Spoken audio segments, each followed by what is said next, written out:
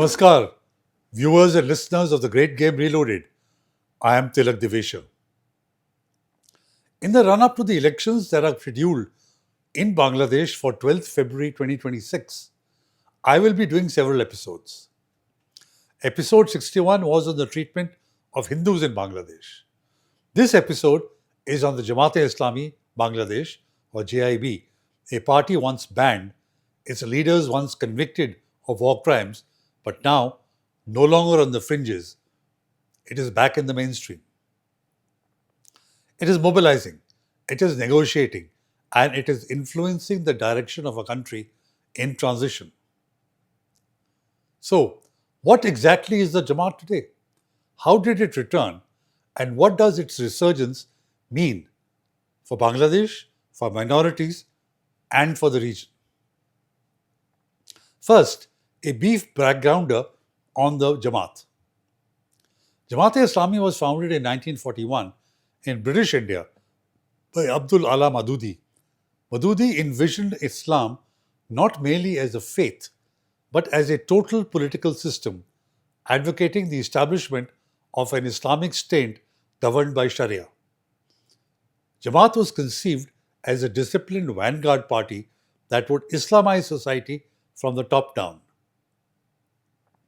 In the then East Pakistan, or present-day Bangladesh, Jamaat opposed Bengali nationalism and Bangladesh's independence, viewing it as a secular nationalist break from the Islamic unity of Pakistan.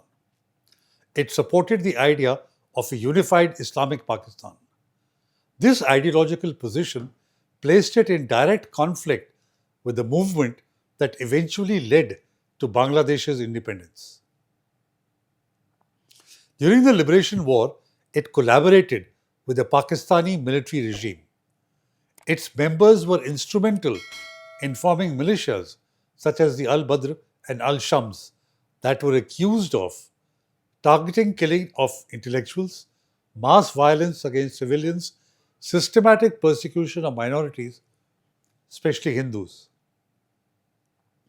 The war left deep scars. Jamaat's association with atrocities made it politically toxic in the immediate post-independence period. After independence, Jamaat was banned, and its leaders were imprisoned or fled abroad.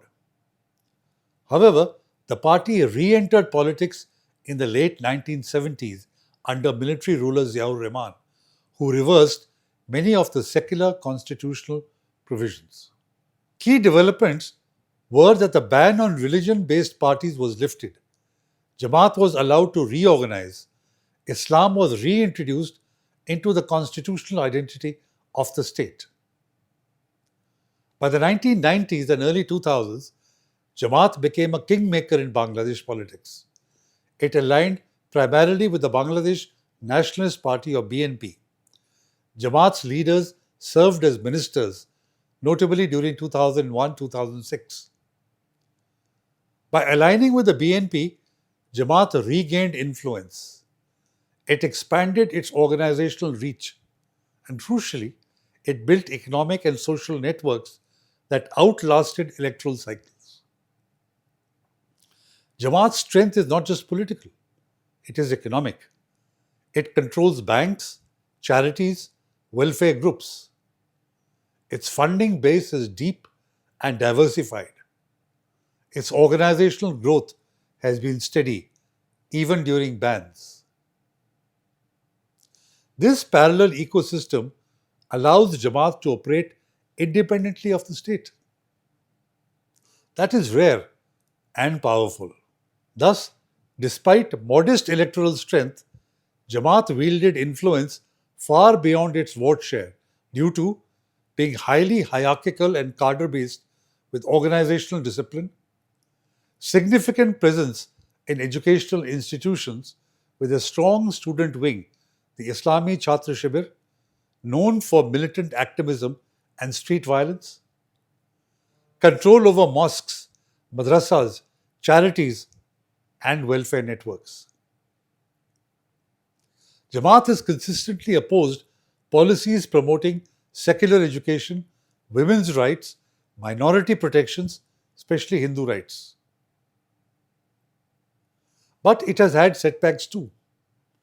From 2010 onwards, Sheikh Hasina's Awami League government initiated the International Crimes Tribunal, or ICT, to prosecute 1971 war crimes.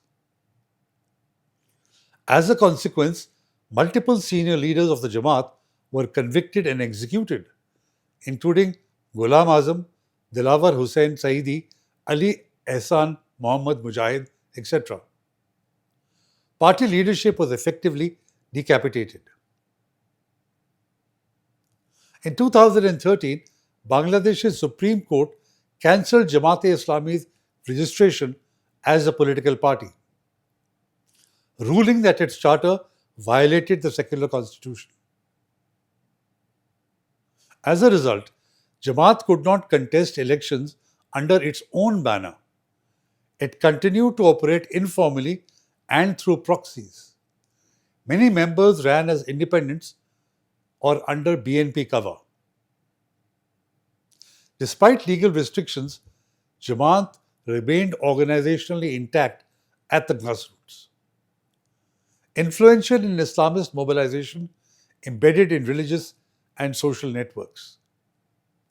Even at its lowest point, Jamaat did not disappear, it reorganized. While being banned, Jamaat focused on three things: cadre discipline, financial resilience, youth mobilization. You cannot understand the influence of the Jamaat without understanding its operational arm. Its student wing, the Islami Chhatra Shibir, or ICS, founded in 1977. It is not a conventional student organization. It serves as Jamaat's shock troops during political unrest. It has been consistently linked to campus violence since the late 1970s. Its ideology is explicitly anti-secular and anti-Bengali nationalism. Chhatra Shibir is Jamaat's long-term investment. Both the Jamaat and the ICS reject the genocide narrative, call war crime trials Indian conspiracies, echo Pakistani military talking points. The ICS especially has played a disproportionate role in anti-India protests, attack on Indian symbols, mobilization during bilateral crises. Why?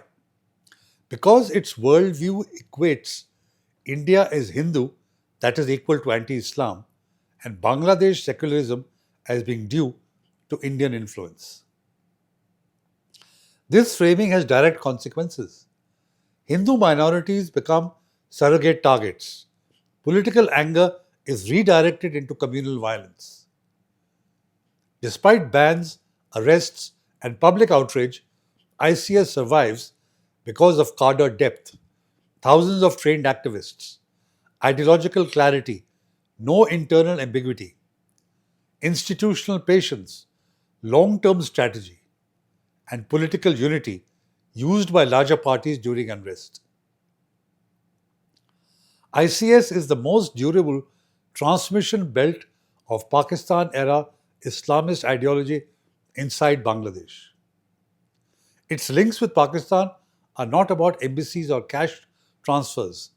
They are about shared origins, shared enemies, and shared historical denial. Let's now fast forward to the present. Jamaat's survival, despite being banned, was important because when Bangladesh entered political turmoil in 2024, Jamaat was prepared. In July-August 2024, the Awami League government collapsed. Sheikh Hasina was forced to leave the country. A political vacuum opened, and into that vacuum stepped Jamaat-e-Islami. The interim administration lifted the ban on Jamaat. Registration issues eased. Street rallies resumed. The message was unmistakable. Jamaat was back. In late December, Jamaat-e-Islami made a clear announcement. It said it was open to joining a national unity government after elections expected in February 2026. Its president, Shafiqur Rahman, spoke of stability, anti-corruption, and governance. He also confirmed talks with multiple political parties. For a party that spent years banned, marginalized, and prosecuted, this was a striking shift from survival to ambition.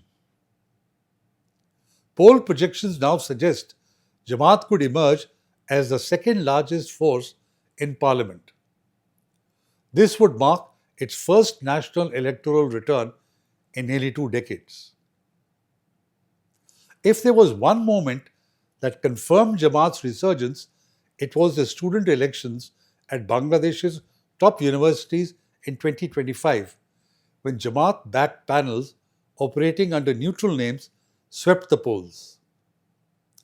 Dhaka University, Rajshahi University, Chittagong University, Jahangirnagar University. Voter turnout was high. Margins were decisive.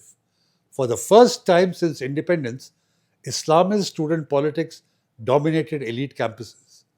This was not just a campus story, it was a national signal.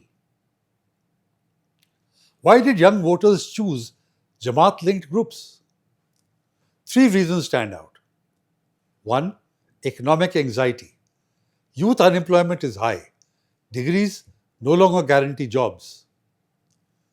2. Political disillusionment. The old parties were seen as corrupt, dynastic, and stagnant. 3. Organization. Jamaat offered structure, welfare, networks, and certainty. This was less an endorsement of ideology and more a rejection of the status quo. Jamaat today is not campaigning on overt theocracy. Its rhetoric has shifted. It speaks of anti-corruption, social justice, clean governance, minority rights, at least in words. Leaders now say minorities deserve full citizenship and protection. This rebranding has helped Jamaat shed some of its historical stigma, especially among voters too young to remember 1971. But words alone do not erase history. Here lies the central anxiety. Whenever Jamaat has gained influence in the past, minorities have been targeted and felt unsafe. During BNP Jamaat rule, communal violence rose, temples were attacked, land grabs increased. Today, Bangladesh is again witnessing attacks on Hindus, Buddhists, Christians. Jamaat denies responsibility. It calls these criminal acts. But history makes minorities skeptical. Because persecution is not always declared, it is often enabled. Then there is another major shift. Jamaat and the BNP are no longer allies. After Hasina's exit, the glue binding them eroded. The BNP wants quick elections. Jamaat first wants constitutional reforms and implementation of the July Charter that was a political declaration in Bangladesh based on the consensus between 30 political parties and the interim government over the constitutional, electoral, and administrative reforms in the aftermath of the July Revolution in 2024. Clashes between the cadres have turned violent. Districts have seen turf war. Many believe that Bangladesh is moving towards a fragmented, multipolar contest. By offering to join a unity government, Jamaat is signaling pragmatism. It knows outright power may still be out of reach, but influence is not.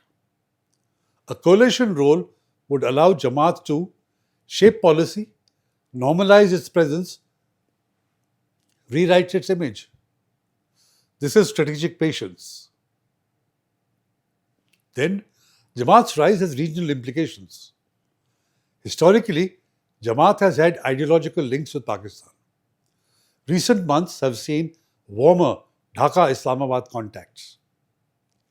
India is watching closely. New Delhi has become quiet engagement with all actors while reiterating its red lines.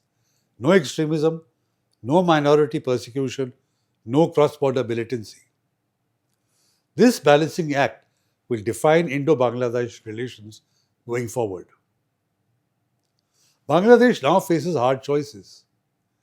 Can it hold free, inclusive elections? Can it protect minorities during transition? Can it prevent radicalization while allowing plural politics? Jamaat's return tests all three. This is not just about one party, it is about the soul of a nation born on secular ideals.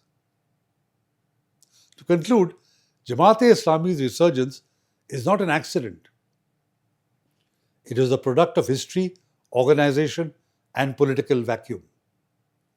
Whether this return stabilizes Bangladesh or polarizes it will depend on what comes next.